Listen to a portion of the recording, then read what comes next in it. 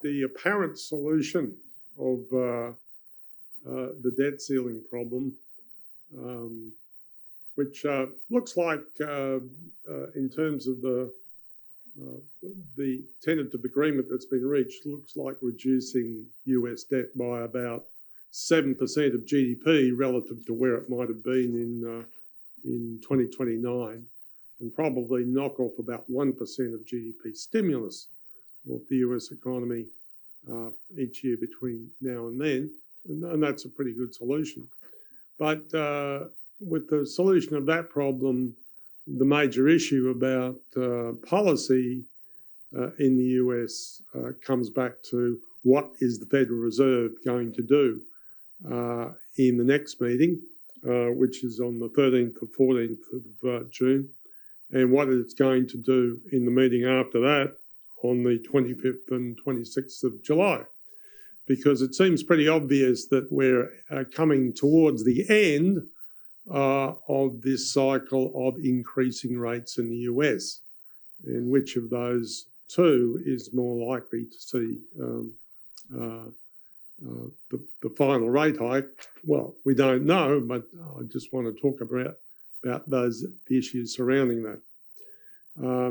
During the week, I saw a presentation, video presentation by Loretta Mester.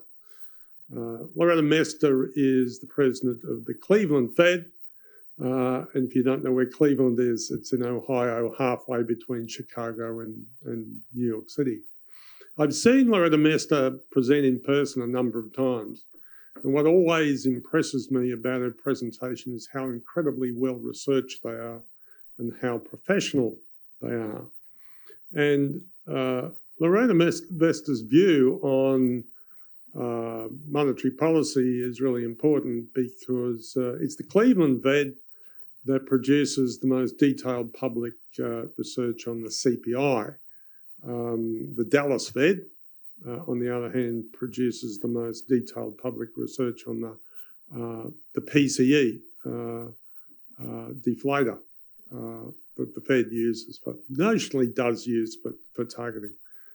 But when we look at the analysis that's published on the front of the Cleveland website, what we notice is a number of measures of inflation. For example, the CPI inflation, the median CPI, the 16% trimmed mean, which is a Cleveland Bank invention, and the more conventional views like core CPI, CPI less food and energy. If we look at the median CPI, which is the most interesting in terms of Loretta Mester's views, I think, where we see is, and the median is, of course, the exact middle between all of the components of the CPI. The CPI last November was 6.9%, and it seemed to peak in terms of the median in February at 7.2%, but now it is still, the most recent measure is 7%, which means CPI inflation in terms of the mid-range of measures has hardly gone down at all. And indeed, if you look at the other measure that they show, the 16% trimmed mean, it seemed to have peaked at 6.7% back in November, and it's now 6.1%. So very small decline in inflation. Of course, we're reassured by the fact that the core CPI, which is the kind of the conventional measure that people use in many bond market models, is down at 5.5%. But that's not the way Loretta Mester is looking at it. She's looking in terms of these other more statistically sensitive measures. So with that sense of her believing because of these measures, that inflation is harder to crack as a problem than is commonly believed, it probably shouldn't have surprised me that in the interview she said she'd yet to come to a situation where she felt when she went to a Fed meeting that the peak in rates might be only one meeting in future away.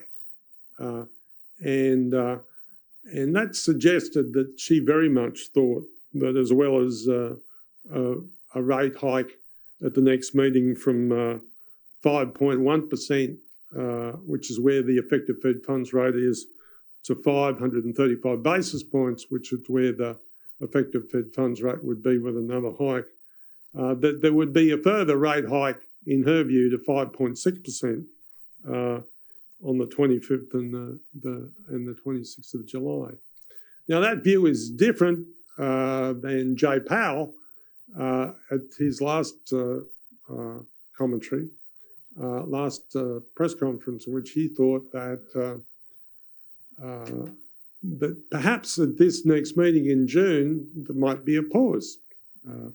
So what we've got is a situation where, in spite of the fact that we know we're getting to the end of the rate hike cycle, and we know it's the Fed funds rate is 5.1%, which is way above where the Australian cash rate is at the moment. It looks like inflation still needs more work in the US, and the Fed might have at least one, but probably two rate hikes still in front.